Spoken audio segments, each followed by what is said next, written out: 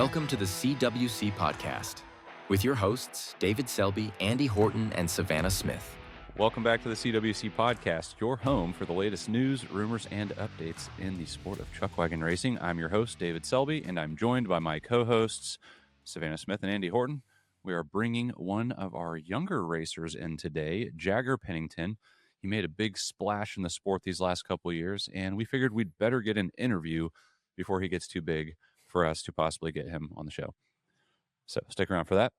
But before we get any further, make sure you go and relive the ride at chuckwagonchannel.com. We'd love to have you subscribe. It's $11 a month or $99 a year. And I know we've been saying it for a while, but we really do have the third season of the Great Wagon Race coming out soon. We have been getting through the rough cuts, and it's going to be a good show. I'm just going to say it and own it, because that is the reality. We've got a really cool show coming out. Savannah left. Savannah actually wants to see it. This has nothing to do with the Great Wagon Race. She's coming back. She's muted. Savannah, are you okay? Did you get a ruler? Did you mess with the ruler again? I breathed wrong and the air went down the wrong pipe. Okay. Anyway. Doing good though. That's what happened. That's rough. Ooh. All this air out here. I can't get any of it. And you just sent it down the wrong pipe. Anyways, Sorry. As we were saying, go check out the Chuckwagon channel and relive the ride. We got Big Mules Up the Hill coming out soon, the third season of Great Wagon Race. So let's get into some news and notes. Heck yeah. So, excuse me, with the snow monster of an event that we had this last weekend, the ACWRA General Awards Banquet and Meeting was postponed and the location was changed. And now we had to change it again because there was some snow mishaps on some roofs and some things. So rather than having it at the Saline County Fairgrounds, it will now be at the Lonoke County Fairgrounds. So I'm going to repeat that one more time, a little bit smoother. The ACWRA General Meeting and Awards Banquet will now be February 28th at the Lonoke County Fairgrounds. Yep, everything else is the same, which is good, Food times, content of the meeting. Yeah, if you can figure out the location, everything else is going to be the same. So make sure you get to the right place. Don't go to Benton, because that's not where it's at. So anyways, we've got a rumor for you. It's just a rumor. So it doesn't mean it's legit. It just means we heard this through the grapevine. Mason Platsky, from most of you may know him from Trump Train, Outrider. He's working with some of his contacts on the East Coast. Mason is from Maryland. That's where he drives from Maryland. He commutes to the races. Bless. And he's talking to some of his contacts over there to potentially create some chuckwagon racing out on the East Coast. More specifically, he mentioned that if they can get things together, get the right people involved, the locations, insurance, it's a big one, and all that jazz, we might see races popping up over there in the Maryland area. And he mentioned specifically Chincoteague. Chincoteague. Chincoteague. Virginia. It's for Eastern Virginia, near the coast. All my horse girls. Do we remember Misty from Chincoteague? That little movie about the ponies, the little paint pony, I think, or maybe it was Cream, and the kids catch her and train her, and they swim the horse across. Okay. That's so there's an island, and there are wild horses, wild ponies. They're known that area. Yeah, they're known for their wild ponies. The Chincoteague. There's like a whole book series about this and a movie, and I put that VHS tape to work as a child. I had this down earlier. I could say it earlier today, but I think it's Chincoteague, and they have wild ponies there. Anyways, and I don't think they're using the wild ponies for the races. I think that they're going to use tame, broke horses, and no, they should use the ponies. They should swim them across the river and immediately hook them up to something. But anyways, so they're thinking about having some races, which is the real news, not the pony part and the wild animals. But can you imagine there being races out on the East Coast? That'd be pretty awesome. Mm-hmm. We've not had that, so we get pretty east of the Mississippi at that point. But Mason did say hi, by the way, because I asked him if it was okay to share that rumor. He said he hopes everybody's doing well with the snow around here, and he said that out there they're standing in about 4 inches of ice. So he said it's terrible, but I think that they're more used to it because they're a little more northerly and they catch all that stuff anyway. So, wow. Yeah, we don't have a lot of news for you today, but that was it. And the real question is, what do we do if there's a race out there in Maryland? That's kind of the thought that crossed my mind. How do we deal with that? We will see. I think we would have to find a way just to like break the ice, as they say. I spent 6 months in Maryland on an army base. I didn't see anything except the army base, but Did you see ponies? Did you see wild ponies? no. Yeah, I just think if we had a race out on the East Coast, like if the date was open, like I'd be trying to do everything I could just to get out there and like see it and be a part of it and try to help them grow it too. But man, that I don't know. For me, as somebody whose mission is to grow sport chuckwagon racing, to hear about a race potentially coming up out on the East Coast, that's really exciting. And it's not like, with Canada, they already have their version of chuckwagon racing.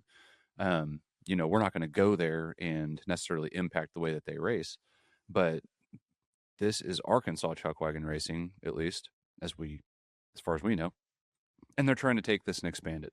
So that's really exciting. And man, if they can pull that off, that's a major proof of concept. And you got to wonder if you start to see that template copy and paste and see it sprout up in more places across the country. And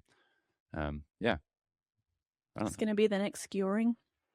Be around for skejoring. 10 to 20 years and then just blow up and be all over social media.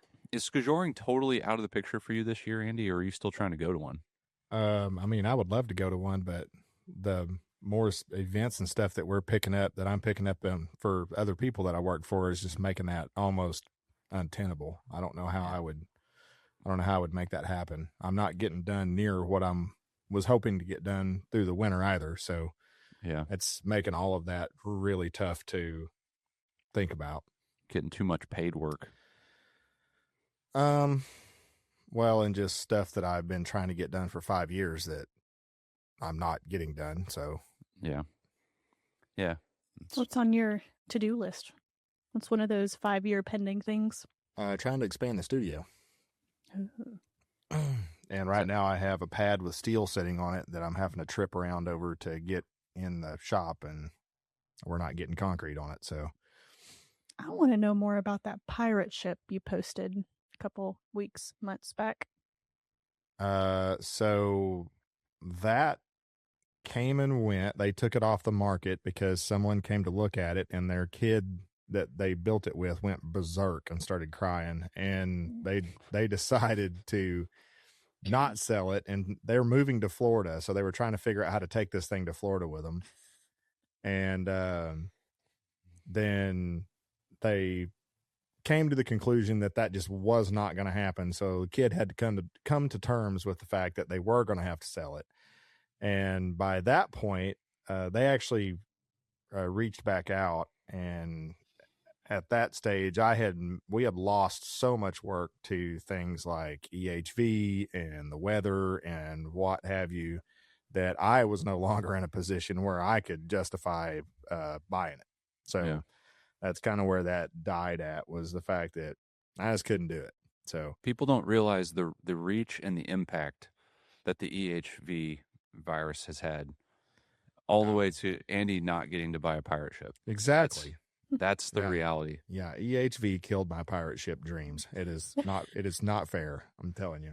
Did you at least get to keep the sword? There's some swords in there. I have a sword, and I have a hat. Nice. Those are the two things that I have managed to hang on to. Now you need a no quarters flag. I do.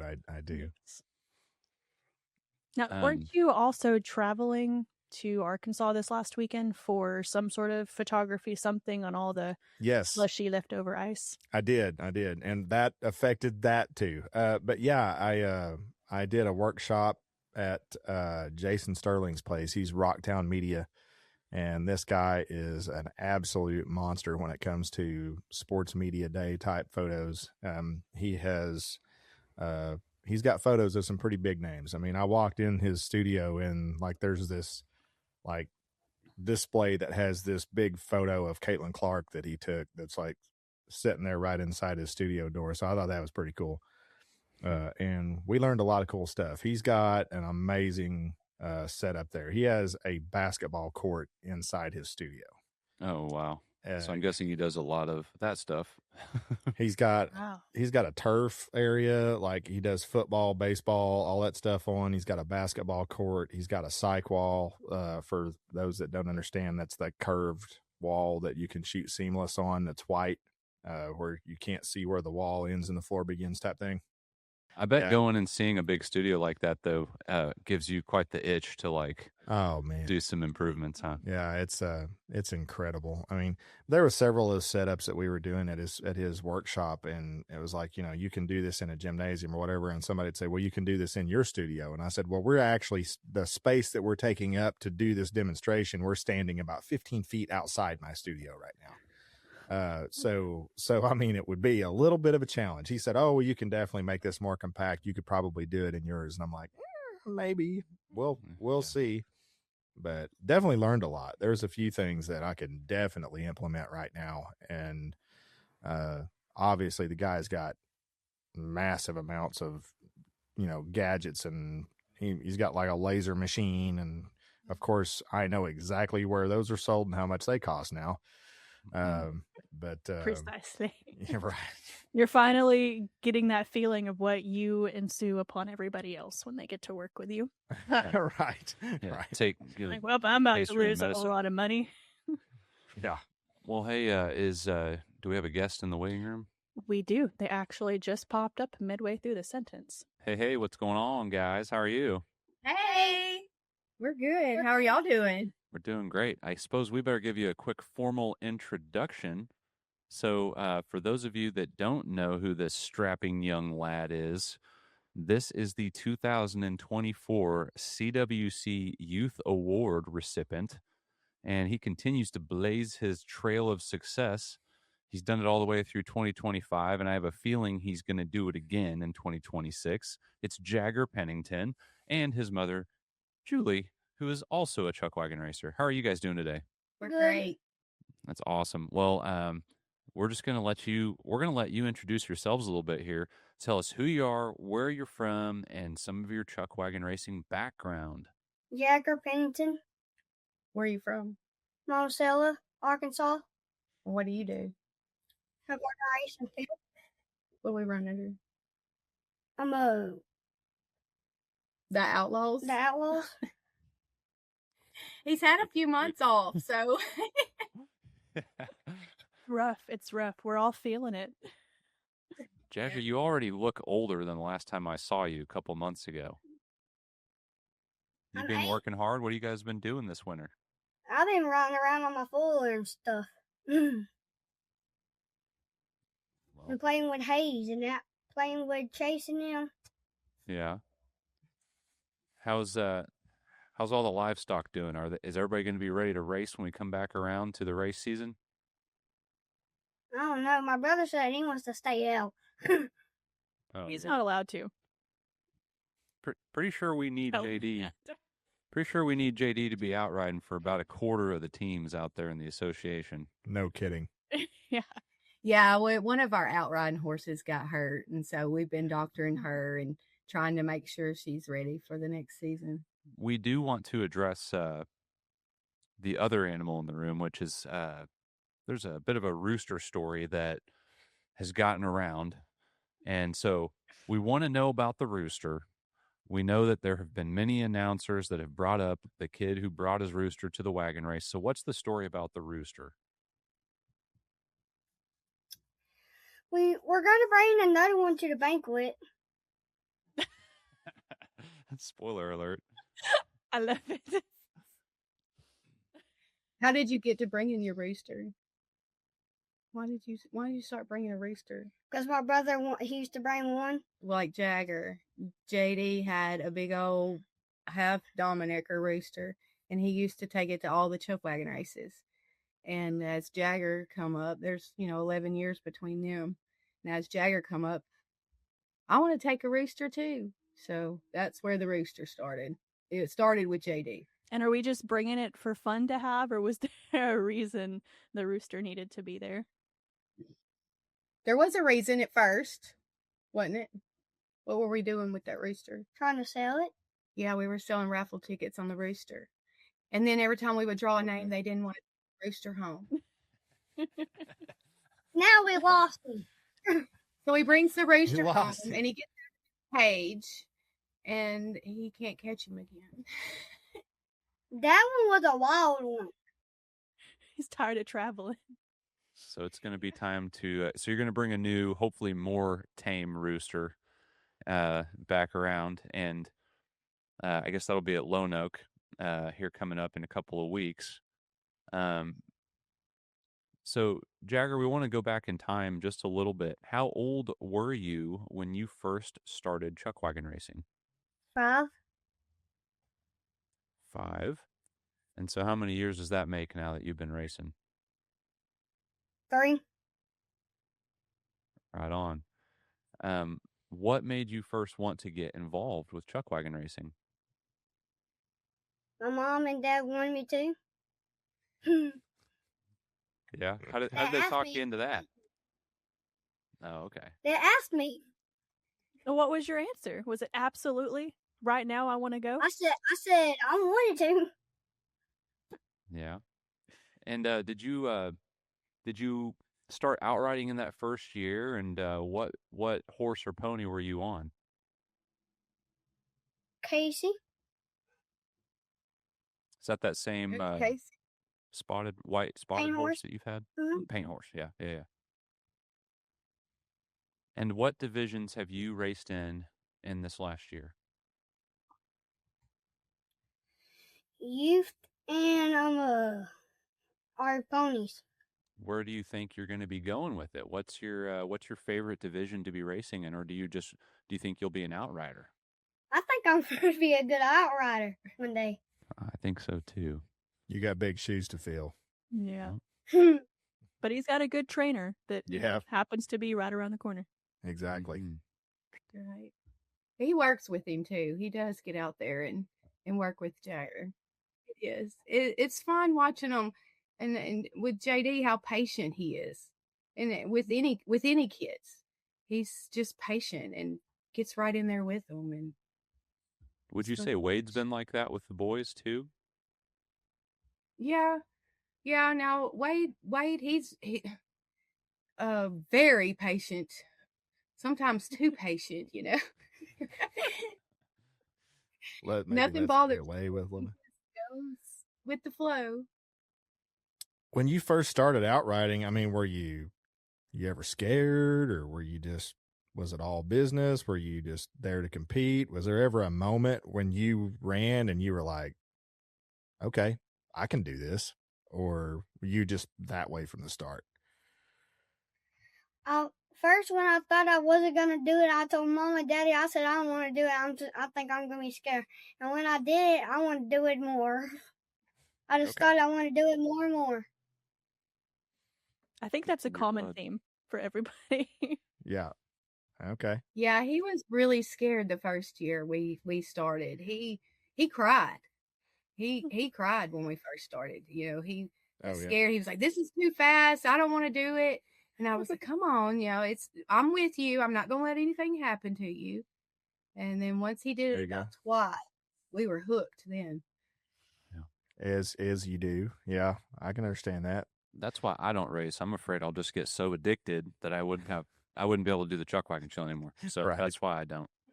Yeah. That's definitely it. it's definitely an addiction. Oh yeah.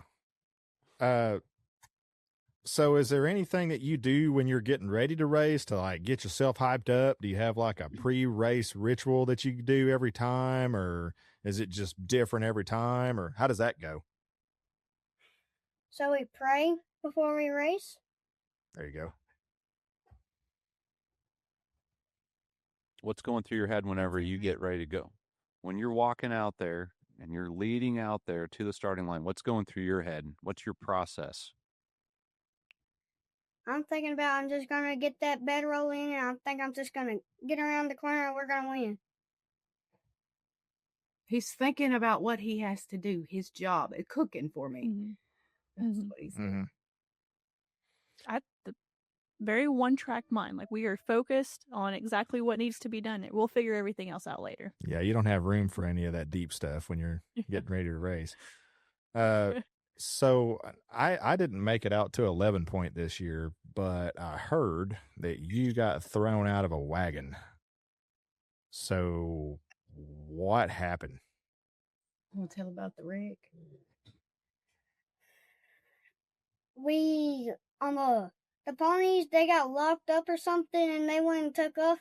Then, the other team, they come around, and then we started coming around, and they hit the side of our wagon. Yeah. Fell out.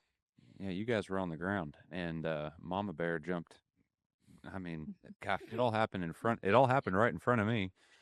But yeah, I mean, reliving that, I could see Julie, I could see you thinking, and Jagger, I could tell you were like, oh no, and Mommy covering up Jagger there, and man, thank goodness everybody was good. That was just one of those things. Everything happens so fast, I know. So how were you guys feeling? What were you thinking whenever you got through that? And Jagger, I guess more importantly, I kind of wanted to ask here, did you feel like you were ready to go race again after that? Or how did you guys kind of navigate the emotional part of that? I thought I was ready to race again. He was a little scared, but you know, he had to do his youth ride right after that, just shortly after. And he was kind of at first not wanting to do it. And I said, look, what did we do before we race? We prayed. And I said, God sent his angels and we protected us. So we're fine. And he's got us covered. You're not hurt. All that happened. And we come out with bruises.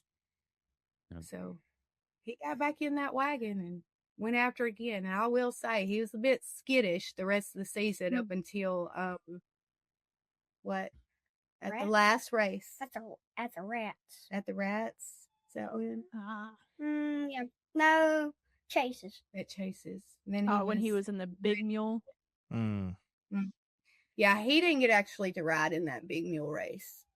Which I think that was you and JD that ended up taking that one home, didn't you? Yeah. You and JD. Well, we did in that heat. We did not, win the weekend but that wasn't our goal. Our goal was to win that heat. Yeah, you won the family affair. The family mattress. Yes. Yeah. As we're affectionately referring to it now. Yes. Well, Julie, I think I've asked you this a whole bunch of different times in a bunch of different scenarios, but how does it feel to really get to run a full season with your boys and just see their growth and their love for this sport grow? Oh, it's a blessing. I absolutely love running with my kids, and I always have. We've got an older daughter, and she used to race with us all the time too. She's married now with 2 babies and doesn't have time to do that. So it's me and the boys. Old Jagger come along, and he got on in there and racing with us. I absolutely love it. I like it that way. I wouldn't want it any other way. So Chuckwagon racing innately comes with a ton of different responsibilities all across the board. What are some of those things that Jagger is in charge of that he has to kind of keep up with and hold his own on? He has to take care of his horse. It's his job to make sure she's fed and watered and brushed down and warmed up before he goes out. And sometimes Casey's young, so sometimes she likes to try him a little bit, maybe hit a lick or 2 with him. So we've got to see if that's going to happen before we go out to the track. And if it does, usually brother will get on for him and ride her down a little bit before he has to take her out to the track. Once you start Chuckwagon racing these horses, they know what they're fixing to do too. So they start getting fired up. And last year, him being 7, and putting a 7-year-old on a horse that's wanting to rear up and go, and because that's what you've been doing with her, you got to put an older person on them and kind of get their mind right before he gets out there. Is there anything that Jagger is like a specific instance where you thought, man, I am just so proud of what he just accomplished? Well, Jagger this year decided he wanted to start driving the ponies himself. And at West Kentucky this past season, he said, Mom, just let me drive them. When we got through with his race, usually he'll hand the lines back over to me and I'll pull them down and all. He said, just let me do it. Just let me do it. I said, okay, go ahead. And he drove them ponies all the way around, back to tie up and everything all by himself. Did an awesome job with it. So that was one of those, oh yeah, good job. I've been waiting on that, and to be 7 years old and driving a team of horses himself, that was a pretty aha moment. Yeah. And that's not a simple circled track right there. You got some loops and some hills, and your momentum's carrying you away down the hill a little bit when you're trying to turn left the whole time. That's a driver's track. Right. Jagger, what is a skill that you have worked really hard on last season? Racing. What part of racing did you work hard on? It's great. Cooking. Okay. Y'all, he practices before our races. He has to practice his throwing the bedroll in every time before we get out there to the track. So that is something he really works hard on. He's always doesn't want to disappoint, wants to make sure he's doing it right. I'm going to assume that you've seen him grow leaps and bounds in that area. It seems like anything he's put his mind to, he's succeeded. He has. To be honest, it's like I'm raising another JD. They look the same. You can't tell JD's picture apart from Jagger like now, through their ages. They look the same. They act the same. And they like the same things. It's just like I have a clone. It's really weird. Well, Jagger, after you've got several seasons under your belt now and a couple of different areas you've got to be a part of, what is the best advice you could give somebody who is wanting to start racing? Hayden and Chloe. What's it? What advice could you give them? A new horse. Like, what would you tell them about racing? Yep. Yours is too slow. Yeah, gonna need it. What would you tell them about racing? Try your best. Try your best. Yeah. Well, that's awesome. Okay. So whenever you go out to these races, Jagger, it's not just like you're going to go spend your weekend on the racetrack. You actually go and get a whole weekend experience, which is pretty cool. But what is your actual favorite part of the weekend of going to one of these races other than just getting out on the track and racing? What do you like doing at a Chuckwagon race event? So if there's a river in the summer, I like to float down the river when it's warm. Yeah, I'm right. What do you do at every race? Fish. Yeah. Just a country boy. So we need to bring him some bait the next race that we're all at. No. Yeah. Jagger goes through some bait and fishing poles and fishing line. I only got a couple more rods left. Because I keep on breaking them. You keep breaking them? What are you doing? I keep on getting them hung in trees. Okay. Well, that makes sense. Because down there at our pond, there's tons of trees, and I keep on casting them up in the trees. Right on. So, besides getting to fish, what are your goals for this next year, for 2026? What are you hoping to do this race season? Race? I mean, that's a solid goal with how things can happen. It's a good one. Right? Yeah. Yeah. Well, before we let you guys go, we kind of touched on it earlier very briefly, but I would love to just kind of relive the State Finals Big Mules matchup. What happened? How did it make you feel? and what made it so special? The wagon I was in, JD was driving. It was our same team that we've been racing all year. JD driver, me cook. Tristan Head has been our outrider for that team all season. Being as it was right here close to home, we have that JD's been racing our Team 2 mules, and they're younger and don't know as much, so we decided, well, Wade, bring your other mules and let's race the teams against each other. So in the other wagon was Wade was driving. Jim Barnes from down here was the cook, and Chase Outlaw was the outrider. And there's a few aspects about this race that was really neat and really hit home. The outriding horse that Chase was on it actually belongs to them. It belongs to him and his dad, or maybe it just belongs to Greg. I don't know, but that's their horse. JD was given that horse to use when he was 14 years old. So we've had him 5 or 6 years. That horse won't run for anybody else. He runs for JD. Other people have tried to run on him, and he will not do it. He won't catch a wagon with somebody else. Every now and then he would, but he was never really putting out for like he did with JD. When we watched the video with Chase, that horse flew. I mean, he was ahead of everybody. And I told Chase, I said, he hasn't forgotten you. He knows you, So that was a big moment. But then we weren't sure about how Millie and Molly were going to go against Joey and Jolene, because Joey and Jolene have been racing a long time. Millie and Molly just started. And when we passed those number 1 mules, we knew then, we got something. So the first day we went and we barely beat Wade. And the second day we planned on it. I called the track officials, and I get some silly string out and I spray it at them. If we get ahead, you're going to disqualify us, because JD was chasing points too, It's like, no, not with y'all's doing what y'all are doing. You're fine. Okay. So we got some silly string.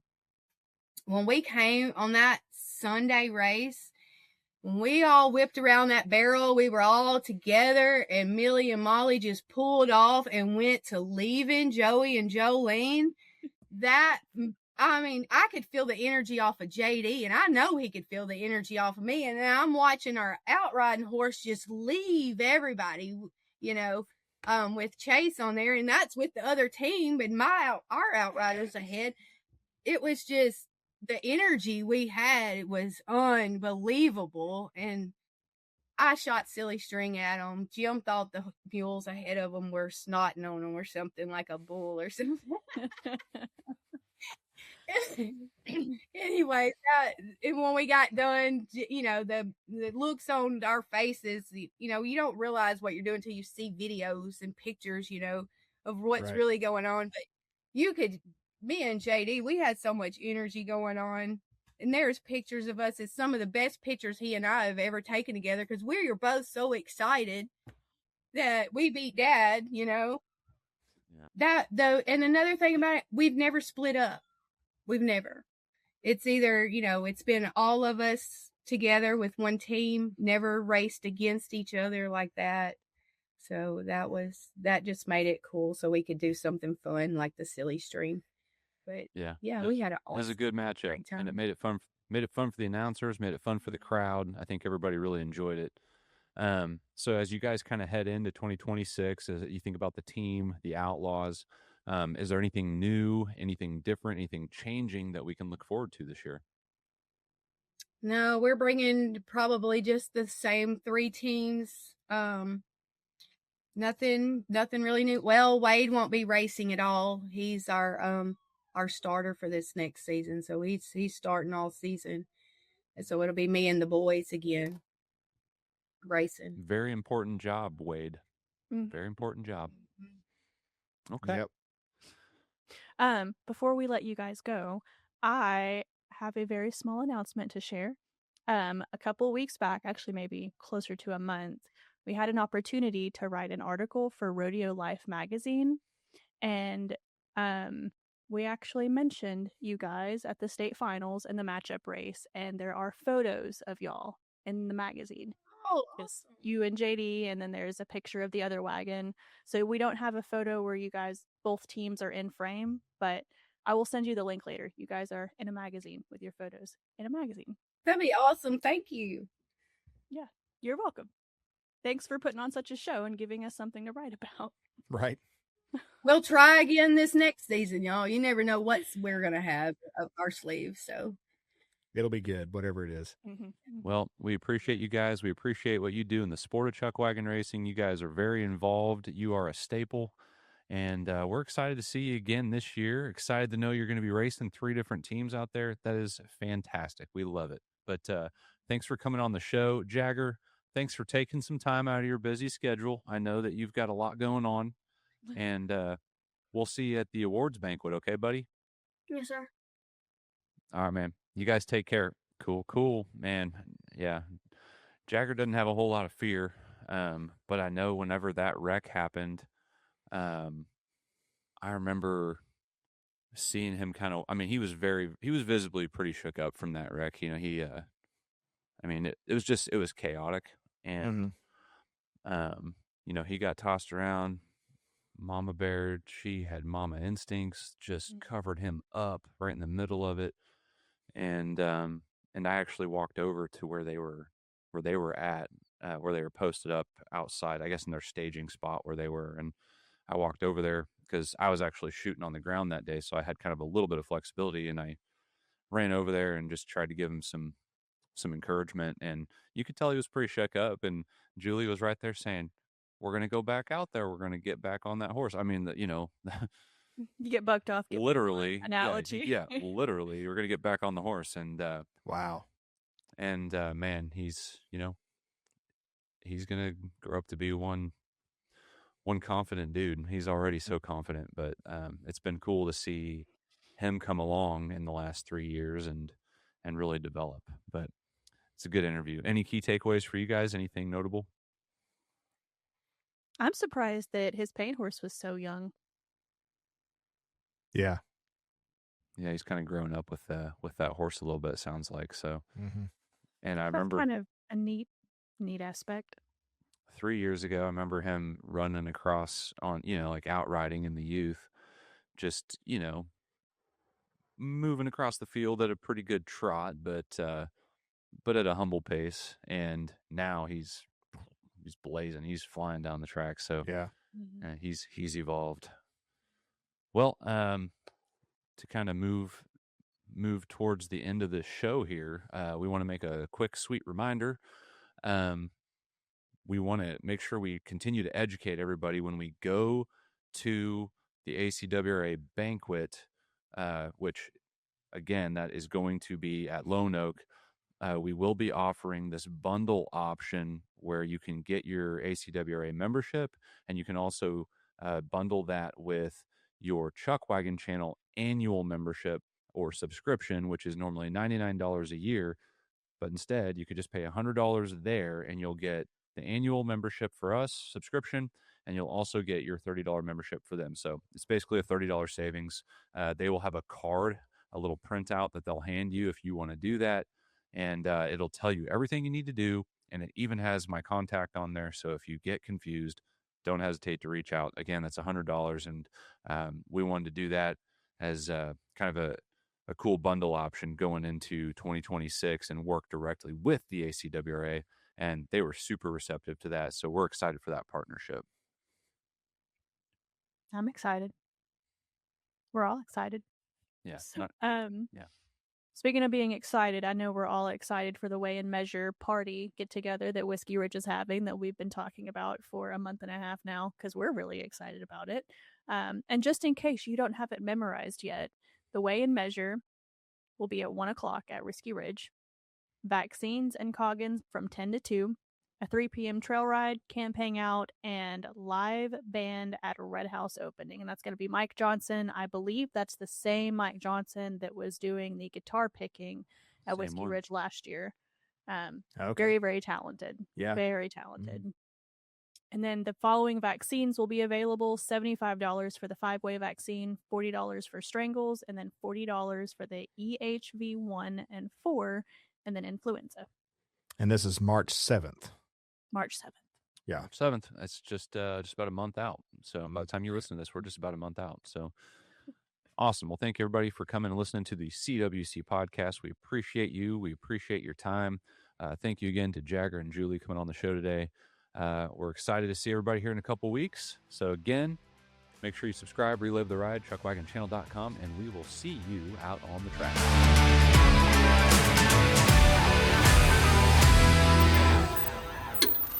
Thanks for listening to the CWC Podcast.